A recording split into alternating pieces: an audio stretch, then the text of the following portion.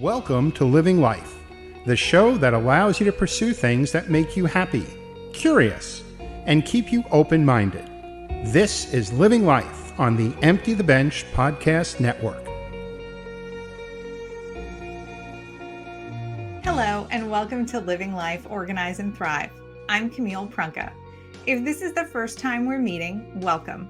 If you've been following me on social media or watching other episodes of this podcast, welcome back. And thank you for joining me again. Before we start talking about one of my favorite topics today, be sure to like this video and subscribe to the channel so you can see more of the incredibly helpful shows which are part of the Living Life podcast, as brought to you by the Empty the Bench Podcast Network. Also, follow Living Life on social media at Living Life ETB on Facebook and Twitter for more exclusive and helpful content. Being a professional organizer and coach with Refreshingly Candid Coaching and Organizing brings me into contact with many people who are going through life transitions. Remaining organized when everything around you is changing nearly daily is one tough challenge. Today, we are focusing on how to prepare for life transitions and navigate them gracefully. Specifically, we're talking about the madness surrounding selling your home, moving, and buying a new home. Now, if you're not going to move anytime soon, you should still stick around because you're going to discuss a lot of ideas to help with seasonal cluttering, packing to go on vacation, dealing with home renovations, sending a child off to college, preparing senior family members for downsizing, and many more events which affect the way you are able to live comfortably in your home. First, let's get a disclaimer just out of the way. I'm not a real estate agent, and I am not giving advice with regards to negotiating the sale or purchase of property. But I have bought 2 homes, sold 3 homes. I've been a landlord, and I've moved 10 times in the past 15 years. Plus, I've helped countless family members and clients move. So I have a ton of personal and professional experience when it comes to moving homes. And I've made some rookie mistakes, which you do not need to repeat. Saving yourself any discomfort during a move is a huge win, and you'll take any win you can get during this process. You may be sitting there asking yourself, why is it important to be organized during a move? Just pack everything up, move it, and deal with it at the new place. Yikes! Okay, so let me be the one to break it to you that is an awful idea because it is a total waste of your time and money. You're going to spend time packing things you don't want or need. Then you'll spend money on boxes, bubble wrap, and packing materials. You'll spend more money to move it all to your new place. And finally, you'll have to wonder where to put it or how to dispose of it when you're trying to set up your new space. This is why stuff sits in boxes years after a move. At that point, you don't remember what's in there and you remain stuck because you don't have the time or energy to deal with a box you never really needed to begin with. So let's start at square one. When you're selling your home and moving to a new one of the big goals for this process is to sell for the maximum price, save money on moving costs, and buy a home for a sweet deal. No one starts this process thinking they'll accept a lowball offer on their current home, spend tens of thousands on taking their stuff from point A to point B, and then get into a bidding war over their dream home. But this can happen. So start by getting recommendations for a good real estate agent, a fantastic mortgage lender, an honest insurance rep, and a reputable, licensed, and bonded moving company.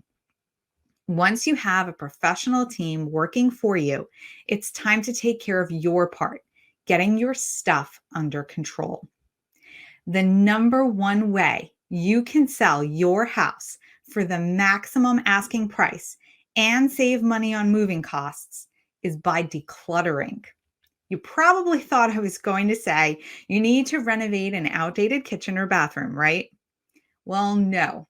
Decluttering costs nothing, so it's the best way to up the list price without additional investment. Decluttering can deliver, catch this, a 3 to 5% return on investment. That's 3 to 5%. So if you're selling a $500,000 property, decluttering your home could add as much as $25,000 to the list price. That's like, it's incredible. $25,000 just for not having the stuff that you don't want or don't need in your home at the time you sell it. I'd like someone to give me $25,000 for that. So that's exactly what I did when I sold my home. Sometimes renovations may be needed, but getting your stuff out of every corner and off all the surfaces allows buyers to see what they're actually buying. When a house is disorganized and has piles of stuff, it creates the impression that bigger problems are lurking. That's an impression no seller wants to give a buyer. Instead, a decluttered home gives the impression the house is spacious with plenty of storage. It makes the home appear more upscale. Buyers will see the strongest features of the space and imagine living there with all their belongings neatly stored away. Decluttered homes sell faster too, since they are appealing. Plus, decluttering what you won't be taking with you is a major savings on moving costs. It will cut down the amount of supplies needed and the time it will take movers to transport everything. While we're talking about saving money, here are some tips to cut down the expense for buying lots of boxes and packing materials. It's important to have the right tools for the job so all of your precious, well-loved things make it to their new home without damage. Still, you don't need to spend a ton of money to be able to do this. First, save every box, shipping envelope, piece of packing, and even junk mail, which comes to the house once you've made the decision to move. So usually I advise people to get rid of all these things. But when you're moving, you need them to pack. Catalogs, newspapers, and junk mail make great cushioning in boxes. Just be aware that the print won't rub off on your stuff. Next, check free websites and local social groups to see if people are giving away boxes and bubble wrap. People are so happy to give these items away. Ask neighbors and friends if they are willing to give you boxes from their deliveries. And pro tip here, take the small boxes. Don't turn them away. Small boxes are a great way to protect trinkets when packed in larger boxes. Also, clothes and books weigh a lot when they're packed, so you'll need small boxes for them. Think about it. Packing 25 textbooks into a large size moving box is a surefire way to give yourself and your professional movers grief, as well as a sore back on moving day. Having lots of small boxes keeps things light and manageable. So the number one question I get asked when helping a client prepare for a move is, what should I start packing first? My advice is to start with seasonal decorations, beginning with the current season and working backward towards the season you are moving in. So let's say you're preparing to move in the spring. You'll want to start taking a look at the decorations you use during the winter, fall, summer, and spring in that order. This will allow you to clear your home of the winter decorations, which will likely be on display. You can discard what you don't want to take with you and pack away everything you want to keep. Then take a look at the boxes with the fall decorations to discard whatever you no longer want or need. Make sure everything left is packed well enough to withstand the move. Repeat this process with the remaining seasons, and then all your decorations are put away and ready to go. The second thing you should pack away is personal decor. This includes pictures of family and friends, travel souvenirs, artwork that may not appeal to most people, and religious items. You want the space to be as attractive to as many people as possible. If your home was an ice cream flavor, you'd want it to be like vanilla or chocolate. Buyers should be able to see how they can dress up the space, just like adding their favorite topping to an ice cream cone. Showing your house with all your favorite family pictures, your calendar, and your dog's playing poker artwork on display is like handing buyers Rocky Road ice cream covered in butterscotch sauce with rainbow sprinkles. There's a small selection of people who would order that specific ice cream and topping combination. Decluttering your personal items and packing the ones you absolutely want to keep makes the space more attractive to a wide variety of buyers because each one can see the potential to add their own unique decorations to the home. The third thing you should pack is your off-season clothing and accessories. Again, work backward, beginning with the season before the one you are currently in. So, for example, if you're listing in the spring and it's currently winter, start decluttering and packing your fall wardrobe. The pieces you're keeping can be placed in boxes because you most likely won't need them until after a few weeks after the move is done. Then declutter and pack the lesser worn pieces of your summer wardrobe in boxes. Keep some of your favorite summer pieces in a suitcase or a go bag. You may need these shortly after the move, so you'll want them easily accessible. Declutter your spring and winter wardrobes. You'll pack the winter wardrobe in boxes at the very end of the season, and your spring clothing and accessories will be packed in a suitcase in the days before the move. This keeps everything you need at your fingertips and gets everything you don't need ready to go. The added bonus to this is that your closets will have a lot less inside them, making them appear larger to buyers. What an absolutely great selling feature, right? Finally, pack up any items related to sports and hobbies. The truth is, you won't have a lot of time to go camping or sew clothes or practice woodworking when you're getting ready to move. Having all of the gears and supplies which go along with these types of activities in your home just makes it appear cluttered. Worse, having a garage full of camping gear, for example, can make potential buyers think the space is too small for their needs. Pack up everything you won't be using over the next 6 months. You're really not going to have time to work on crafts or play sports when you are preparing to move. It's best to realize this and know all your gear is prepared properly to get to its new home. So we'll be right back after a quick break, and we'll talk about exactly how to pack the heart of the home, the kitchen, along with some special concerns to be aware of when it comes to moving with children and pets. We'll talk about how to survive showings, get to closing, and set up your new home. You're watching Living Life, Organize and Thrive on the Empty the Bench podcast network. Hi, Howie Morgeson here from Living Life, Sweets, Treats, and Eats on the Empty the Bench podcast network. As you can see, it's all about the food and lots of it. On each podcast, we're going to make dishes that I have discovered and found out there, things that I've fixed for my family that they really enjoyed. It's all about the food and how to enjoy it. It's also simple dishes that you can put together on your own. We'll show you techniques on how to prepare the food. We'll show you how to serve it and display it. So it's all about the food, and we hope you can join us. So again, Sweets, Treats, and Eats on the Empty the Bench podcast network. I hope you can join us. Welcome back to Living Life, Organize and Thrive. We've been talking about decluttering your home and packing to move.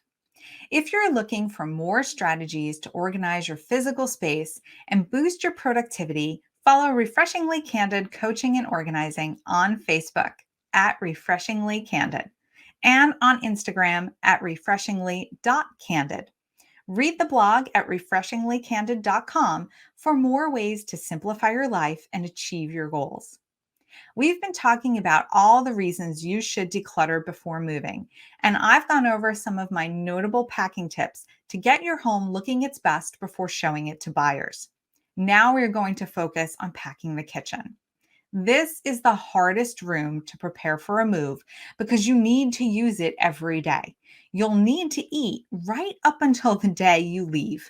So how do you plan to pack up the kitchen?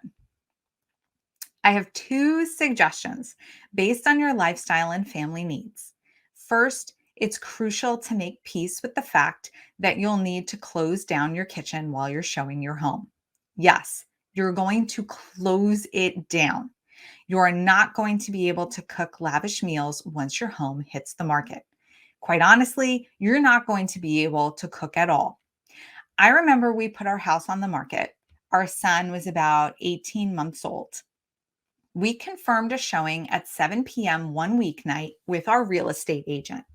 It was almost 6, and I thought I should quickly boil some pasta for our son so he could eat dinner in the car.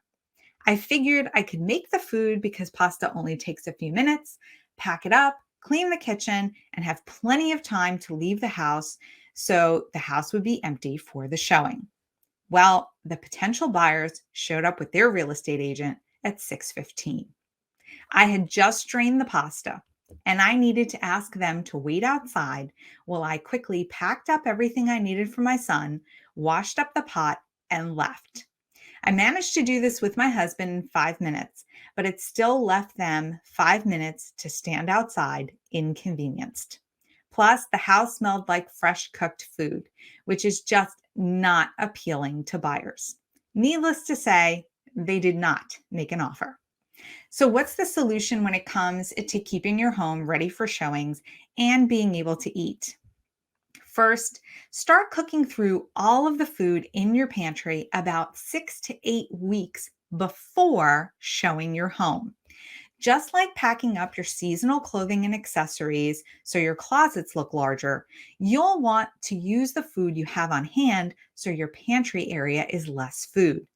Also, start buying less food at the supermarket. You want to start to keep only the foods you will consume in the house. If you like to cook regularly, make meals so you can freeze them to use when you're showing your home. If you're not a fan of cooking, you can either buy microwavable meals and have them in the freezer, or you can start to plan where you can buy healthy meals. Selling your home is stressful, especially when you are showing it. Eating junk food and fast food is not going to keep you feeling your best. So find restaurants and supermarkets with prepared food bars where you can make healthy, delicious choices within your budget. In addition to eating the food in your pantry, you'll also want to pack up all the lesser used items in your kitchen and dining room. So, if you have fancy china that gets used only on holidays or kitchen gadgets that you use only once in a while, pack them. I tell clients to keep only the bare necessities accessible. This includes a few plates, bowls, cups, glasses, flatware, and maybe a pot, pan, and a piece of oven safe, microwave safe glassware. Pack everything else in small boxes. Again, don't try to shove all your pots, pans, and the slow cooker into one box. As I said before, keeping your boxes light and easy to lift is the best thing. So we showed our home for about 10 days before accepting a full price offer. During that time, we were prepared to spend evenings and the entire weekend away from our home. We slept there, but we stopped doing most of the things that were part of our regular routine. Once we realized people would show up early for showings or even arrive unannounced, we gave in to not being at home. Our go bags were packed and ready so we could spend the day around town and still have all the things we needed, especially for our son. It took planning and organization, but it was totally worth it because it lessened the level of inconvenience we experienced. Once we accepted an offer, we returned to cooking small meals at home with our basic supplies. I caution clients all the time not to unpack anything during the month or so it takes to get to closing. You should not fully open your kitchen again. There's still so much to do before closing and leaving the home. So let's shift gears now and talk about some of the special needs of pets during a move. There's a lot to consider when relocating with a family pet. A great resource for all of the things you should consider is gopetfriendly.com. There's a link to the site in the show notes below. The blog is full of truly helpful information. If possible, it's best if one member of your family takes responsibility for caring for your pet. Having a consistent, reassuring companion helps your dog or cat feel more secure. Also, stick to the normal schedule as much as possible and wait as long as possible to pack up your pet's belongings. This will help prevent anxiety. Pack a to go kit for your pet too. Include items such as food and treats. And for canned food, don't forget the can opener. You'll want drinking water, food, and water bowls. And now, portable bowls really pack easily, and anti spill water bowls are fantastic in the car. Your vet's telephone number should be easily accessible, as well as the telephone number for the National Animal Poison Control Center. If you need to take that down, we're going to put it in the notes. It's 888-426-4435. Also, I love this tip. Have a photo of your pet handy, because if you do get separated while you are moving and it's a long journey, you're going to have that current photo handy to help create posters quickly. Have paper towels for muddy paws and other messes, and an old towel in case it rains. Make sure you have all their medications, vitamins, and supplements as necessary, and waste bags for picking up after them. Also, have a first aid kit. If you're going to be away overnight, bring your pet's bed or blanket and a couple of toys. Having these familiar items will make him or her more comfortable. Moving can be extremely stressful, not only just for pets, but also for children of any age. But there are a few things you can do to help make the whole experience easier for them. First, talk about moving and involve your children. So, if you have a baby, like a real baby, less than a year old, involving them and talking to them actually means taking breaks to sit with them often and snuggle. And you want to be calm while you're doing that, because they can sense anxiety and stress. So, plan for packing to take even longer than you anticipate, because you will need to set aside time to quietly interact with your child. Having a family member, friend, or parent's helper come over to play with your baby may give you a little more free time to deal with moving tasks. If you have a preschooler, keep your explanations really simple. Let them know all their stuffed animal friends and favorite toys are moving with them. And let your child help you pack and unpack. So my son loves to be in anything that I do. And I wanted to pack a very specific way when we were moving. So I thought of this fabulous way to involve him. He loves stickers. So I bought inexpensive smiley face stickers in all different colors and let him put them all over the boxes. What he didn't realize was that he was actually color coding the boxes for the movers. So red smileys went in the kitchen, blue was the owner's bedroom, and yellow was my son's bedroom. It was a great system because you didn't need to read the contents of the box to know where it should be placed in the new home, and it gave my son lots to do while we were packing. Older children may actually show some resistance to moving.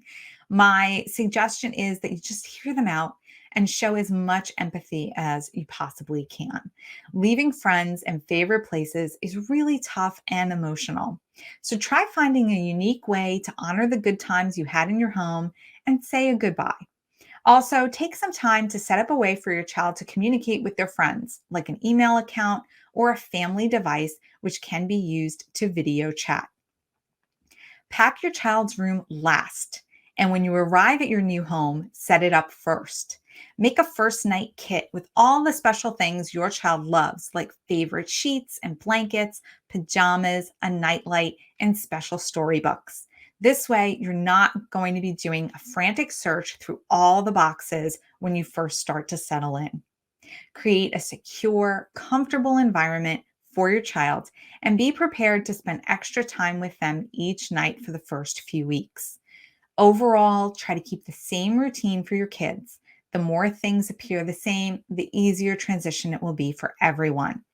There's a link in the show notes for a great post on parents.com with ideas to make moving with children as smooth as possible.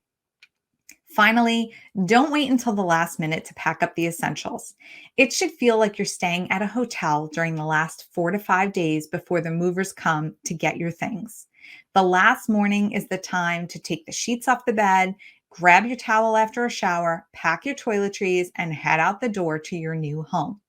If you've packed your home, as I suggested at the beginning of the show, setting up your new place is going to be a total breeze. And here is why: because you are going to unpack in the exact opposite order of how you packed your boxes. You'll start with your go bags or suitcases, which contain the items you just used before leaving your old home, plus the clothes you set aside to wear during the last few weeks of the move. You'll have the essentials needed to settle children and pets. Then unpack the kitchen boxes with the basics you were using while showing your old home and waiting for closing. This will give you the bare minimum needed to maintain simple routines. Then you can dive into unpacking the remaining kitchen items, clothing and accessories, and personal decor. Finally, you'll be able to easily add the seasonal decor, which makes your new house into a home. There's one more crucial thing I want to highlight about the moving process, and it has to do with setting up your budget for buying your next home. Usually, when you consider how much house you can afford, you include some money for renovations and updates at your new place. Maybe the carpet needs to be replaced, or the tile regrouted, or you'd like to freshly paint some rooms. I urge you to consider making a budget for organizing in addition to renovations. When you're home shopping and you look at the closets and the storage space, it's going to give you a heads up on if these spaces will actually fit your needs. Will they fit your needs? Or do you need to purchase a closet system, racks for the garage, shelving for your book collection, or a pegboard for tools? Making a budget for the organizational pieces you need in your new house is crucial to getting things unpacked and set up quickly. If you don't have the pegboard to hang the tools, they are going to sit in boxes. If you don't have shelves to place your book collection, it's going to remain in the boxes. Failing to consider the money needed to get your home organized is one of the main reasons why people continue to live with things in boxes years after moving. My husband and I knew we were going to update closets and have a shelving system installed to include a his and hers home office space when we made our offer on our new home. It was factored into our budget from the start, which made it really easy to plan the installation right after closing. We could start enjoying our new home right away. You too should be able to enjoy your new home from the first day you move in. A little bit of pre-planning will really help you achieve that. We're going to take another quick break. When we come back, I'll be answering your organizing questions. You're watching Living Life, Organize and Thrive on the Empty the Bench podcast network. Hey, I'm Tony Montori Jr.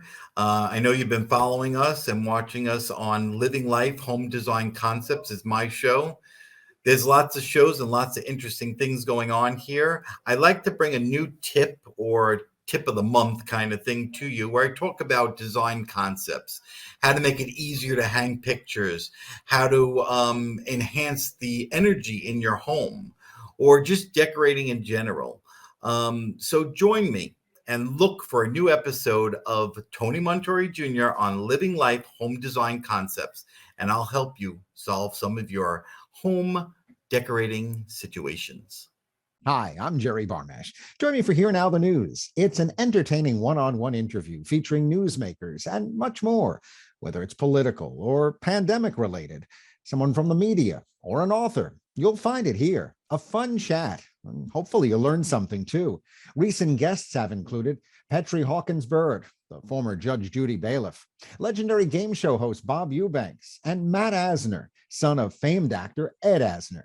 Subscribe and share. Don't miss Here Now the News as part of the Empty the Bench podcast network. Welcome back. It's time to answer your organizing questions. What are you struggling with?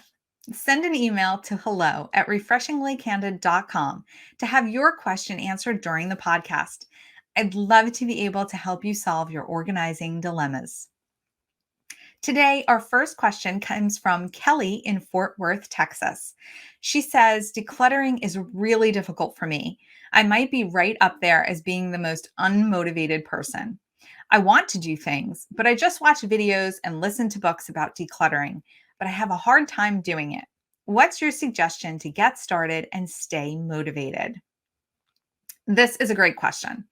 Starting to declutter really can be overwhelming, especially if you have a lot of stuff and haven't spent time managing your space in a long while. I suggest starting small with just 15 minutes of decluttering per day. Walk into a room with 3 boxes or bags. One will be used for donation, another for recycling, and the last is for trash. Walk around the room and look for things you know you want to donate, recycle, or discard. Start with making really easy decisions.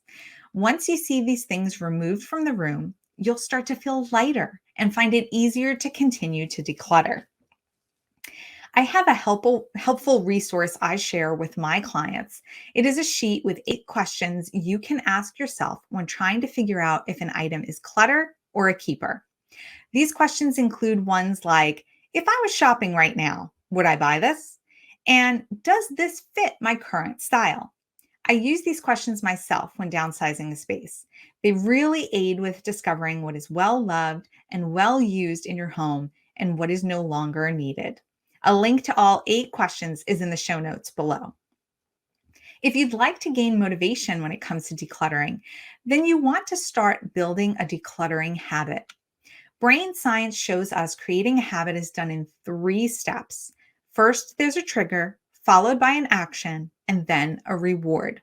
Once this pattern repeats for 3 weeks or so, your brain treats it as a behavior pathway it no longer needs to dedicate tons of power to complete. Your brain will automate this procedure and it will become a habit. Let's take a pretty common Sunday morning routine. You may wake up, shower, dress, and enjoy a cup of coffee while doing the daily crossword puzzle. So wake up, shower, dress, coffee, crossword puzzle. This is a weekly habit. Your brain does not need to consciously guide you through these steps. You just seem to roll out of bed, stumble into the shower, put on clothes, and before you know it, you're in your favorite chair with a steamy hot cup of coffee and the puzzle. So the trigger in this situation is getting out of bed, which signals the brain that the action of showering and dressing is next. The reward is the coffee and the puzzle. I set up a habit when it came to exercising. Now, I love exercise classes like yoga and Zumba, but sometimes after a long day at work, I did not feel motivated to go to the gym. I was tired and I wanted to go home. So to create a habit, I made sure I packed my gym bag each night so it was ready for the next day, and I placed it on the front passenger seat of my car so I would see it when I got in the car after work. This was my trigger.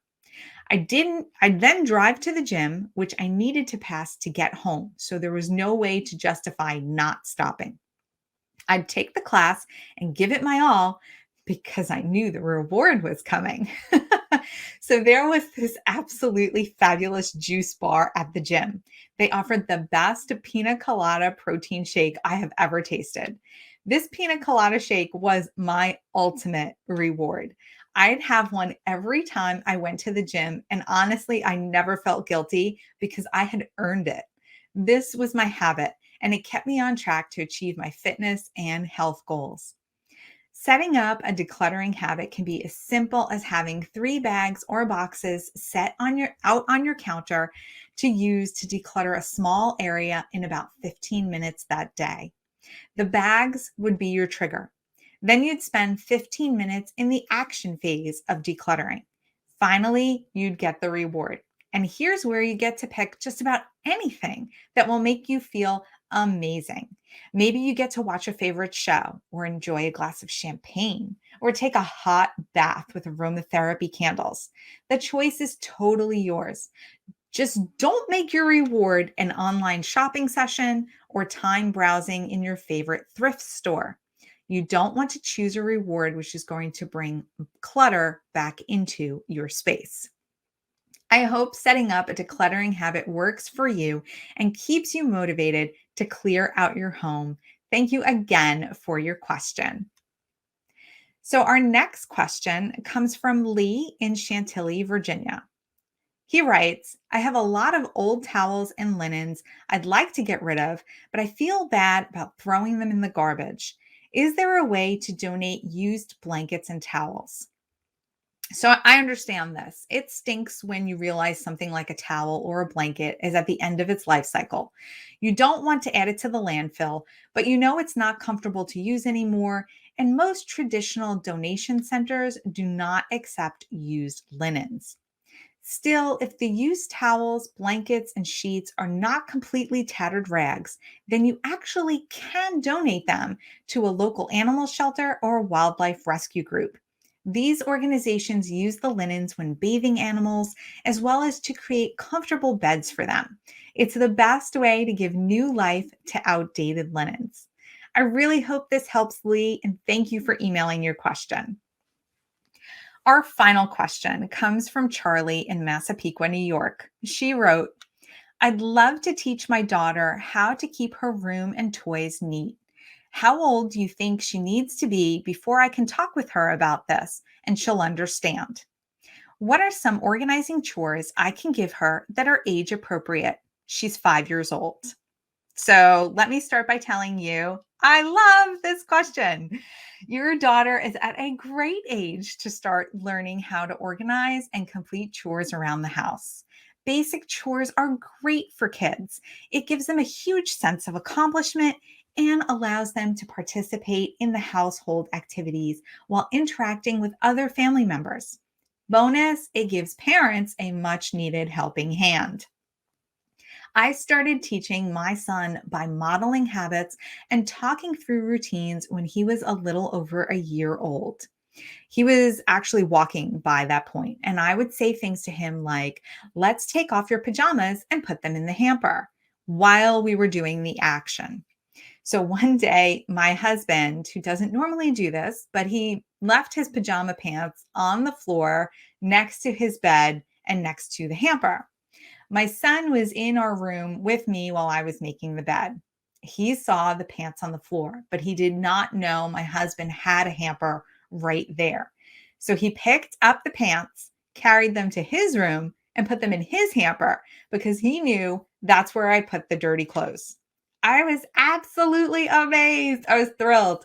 I praised his behavior and gave him lots of snuggles after that, and he absolutely loved it. So now he just turned 4 years old and he helps put laundry in the washer and the dryer with me. He makes his bed and cleans his plate from the table after a meal. He vacuums with my help. He knows how to clean up spills with a towel, and he cleans up his toys and puts them away each day as part of his bedtime routine.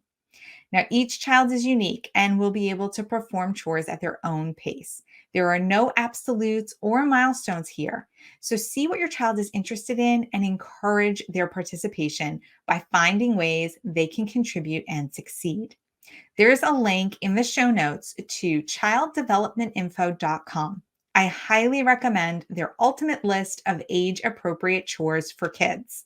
I use it myself, and it is a great resource for working with children. You can download a copy and keep it to reference. It's full of great ideas to try with your child. The list has great options for preschoolers who are 4 to 5 years old, including having them make their bed without supervision, if you can, clear the table, pull weeds, use a handheld vacuum for crumbs or even the edges of a room.